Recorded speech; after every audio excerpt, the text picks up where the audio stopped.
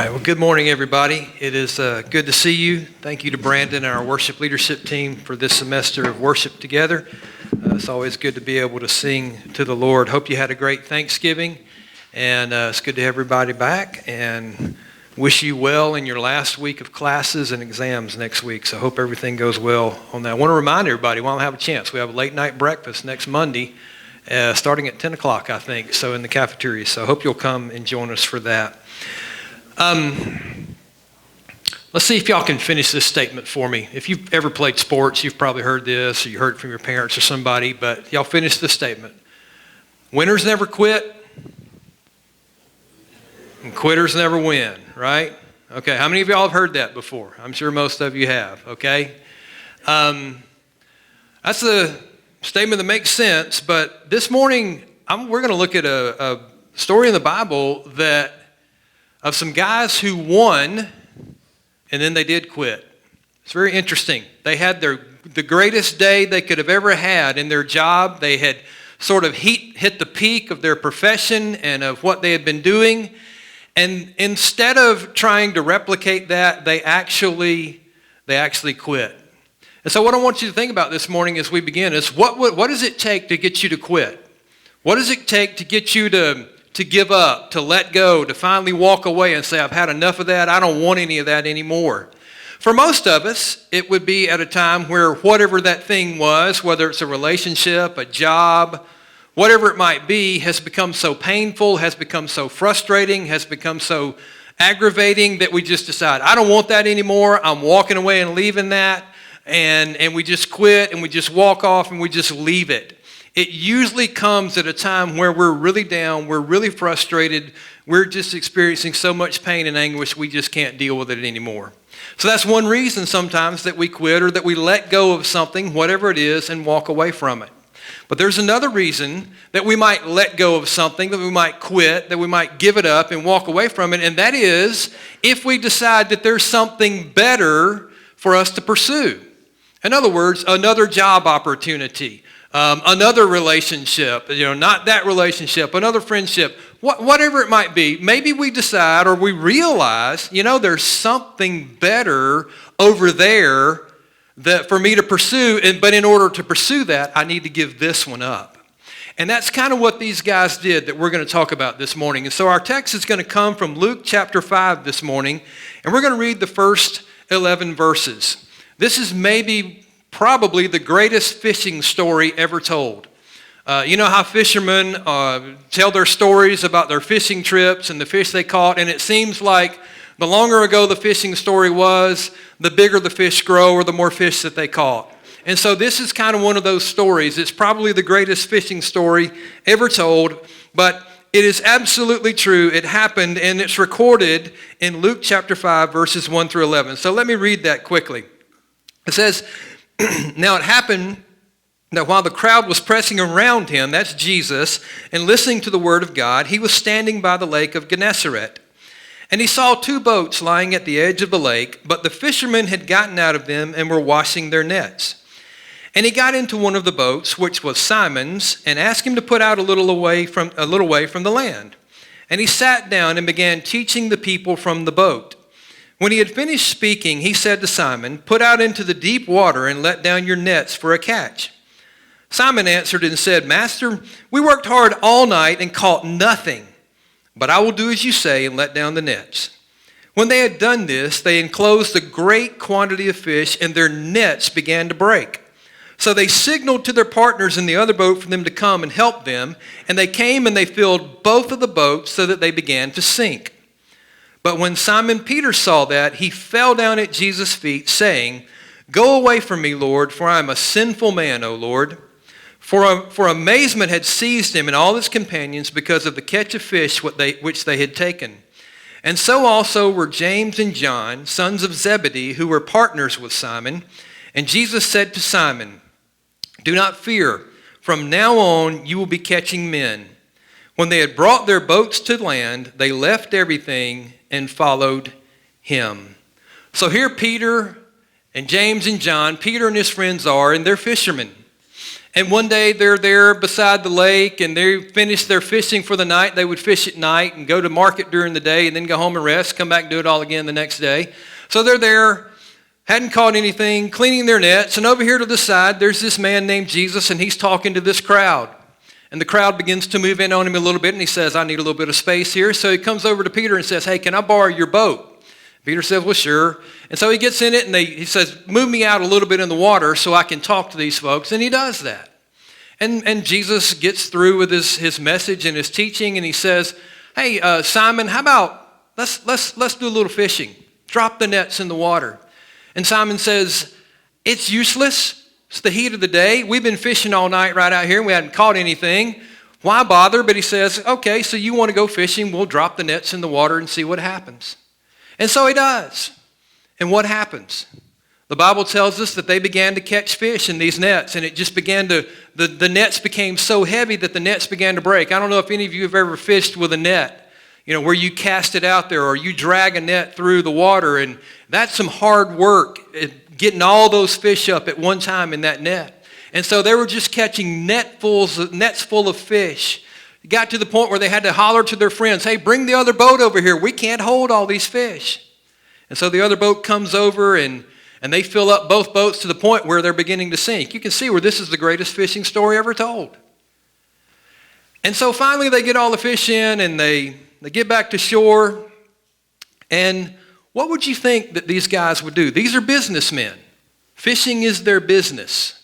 And so they have just had the greatest day of fishing they've ever had. They've caught more fish than they've ever caught in one day of fishing. And you would think that they would say, we need to, what were the conditions? Was the wind blowing? Was the sun out? Was it cloudy? What was the time of day? Where exactly were we on the lake? We've got to make sure that we come back to this fishing hole right here, because we have found the perfect spot for fishing, because we've caught more fish than we've ever experienced. You would think they would say, we don't really know who this Jesus guy is, but he's a great fisherman. Let's see if we can get him to join with us so that he can help us know where to fish on this lake, because, if we can catch fish like this, we can make millions. You would think that's what they would do, is that they would mark the time and day, they would get Jesus on their team, and they would say, boy, we have got a great plan for business from here on out. We're going to get rich fishing. But that's not what they did. What did they do? They quit fishing. They retired. They left it. The most enduring picture in this story is not the catch of fish. We always preach this story and we say, well, if you'll just obey Jesus and let down your nets, you'll just get blessing after blessing after blessing. And we always tend to preach the benefit that we might get from following Christ. And there are plenty of benefits. There are so many benefits. We could talk about the benefits of following Christ for the next week and never exhaust that subject. But the most enduring picture of this story is not the nets full of fish. The most enduring picture from the story is boats pulled up on the shore, nets lying there, and the fishermen walking away and leaving them and saying, we're not fishing anymore. Because they quit that day. They left. They had had their best, biggest day of fishing. Probably never would have topped it. Maybe they would have continued to have great success. But what did they do? They left it all behind, and they went and they followed Jesus. Isn't that strange? They had won big. Winners never quit. Quitters never win. They had won big, but they quit. Why would they do that?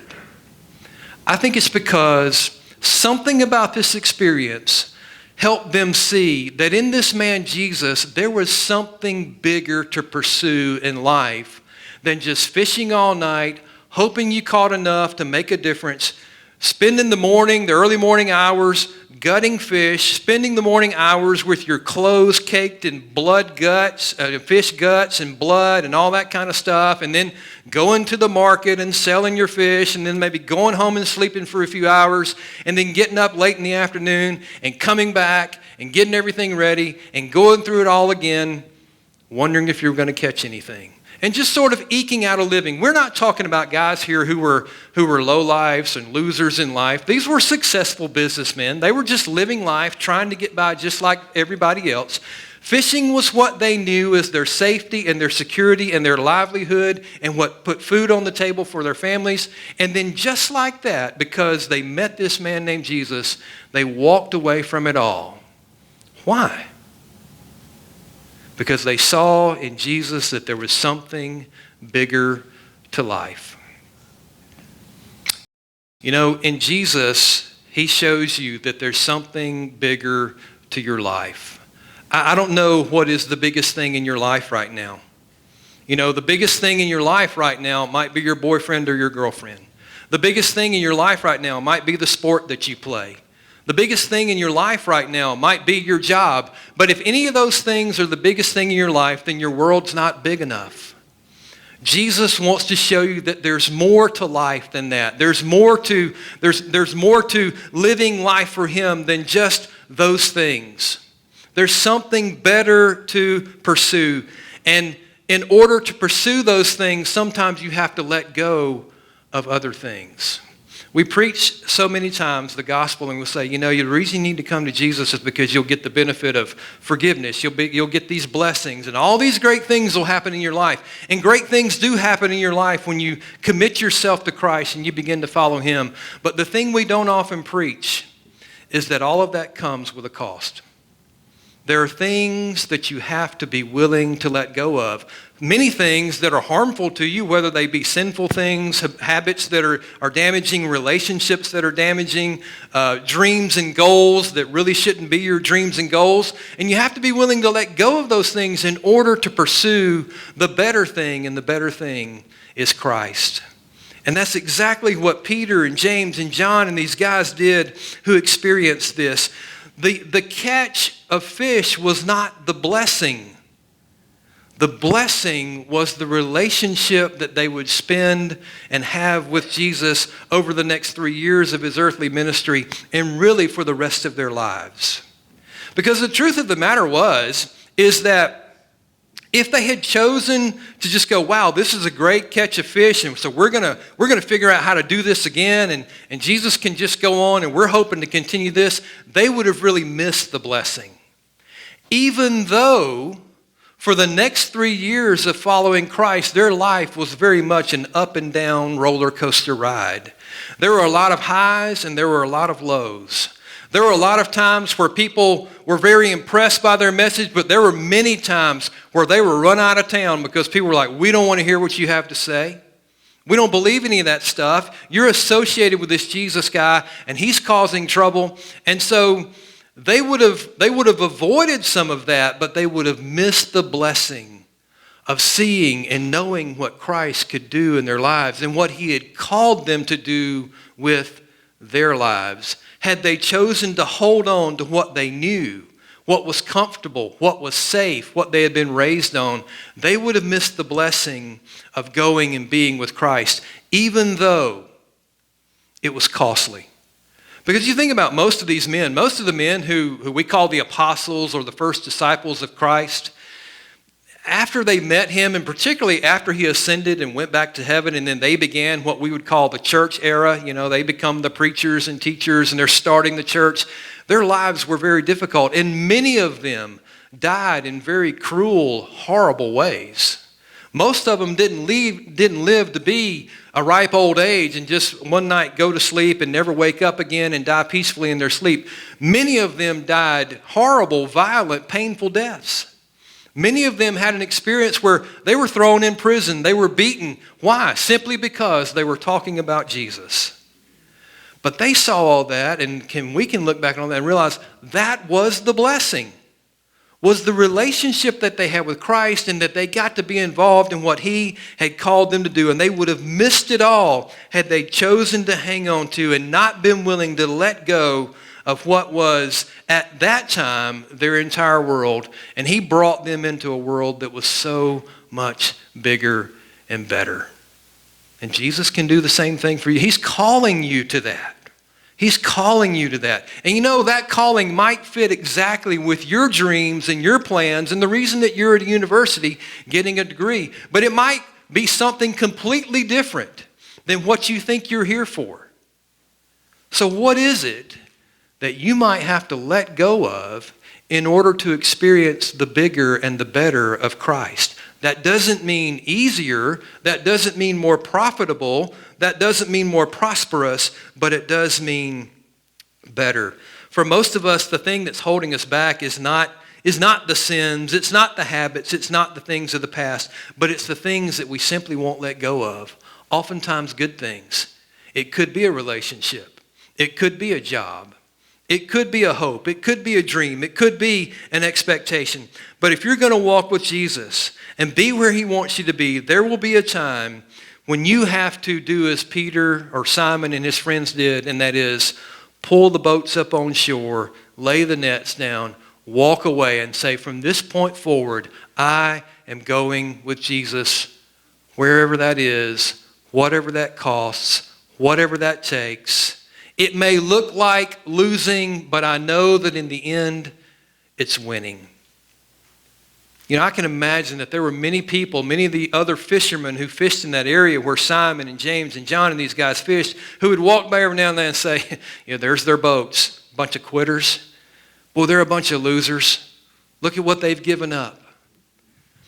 But we don't talk about any of those people, do we? Here we are thousands of years later, literally, and we're still talking about a man named Simon who would be known as Peter, and James and John, and then a man named Paul who actually was oppressing and killing Christians. And then one day, God, in the person of Jesus Christ, steps into his life and blinds him and says, why are you persecuting me? And he says, who are you, Lord? And he says, well, I'm God. And Paul, or Saul, becomes Paul. And his life is totally reoriented, and he gives up everything. He lets go of everything that he thought was meaningful and that gave significance and identity to who he was, and he walked away from it. And in Philippians, he characterizes it as this. He says, there was a time where there were certain things that I thought that that's what life was all about.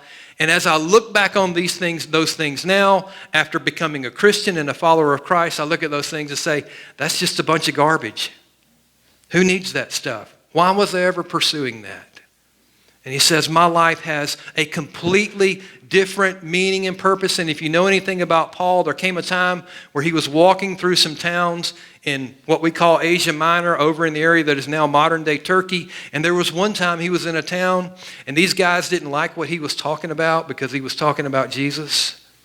And they literally, you've heard the saying, he was beaten within an inch of his life. Paul literally was beaten within an inch of his life. The people in this town beat him up so bad that he was at the point of death. They didn't take him to the doctor. They didn't take him to urgent care. You know what they did? After they beat him to a bloody pulp, they dragged him out of town, just right outside of the town limits, and just left him there to die. You know what Paul did? When he recovered, he got up, he dusted himself off, he went right back into town. He went on to the next town. And you know what he did? He just kept talking about Jesus. Because his world had been completely reoriented. He had let go of everything from the past. And he was moving forward with Jesus. He had abandoned everything. What does abandon mean? It means to let go. And it means to pursue with vigor and zeal something else. And that's what Jesus calls all of us to do. If you're going to follow Christ, you must let go. Let go of some things that are even maybe important to you. Let go of some things even that maybe are good. They're not necessarily all bad things. But you have to let go, and you also have to be willing to pursue with everything that you are, relationship with Jesus. The thing we miss over and over and over again, particularly in the Gospels as we hear and look at the life and the teaching of Christ, is not come to me and be blessed. But the thing we hear from Jesus over and over again is, before you come to me and before you say you're going to follow me, count the cost.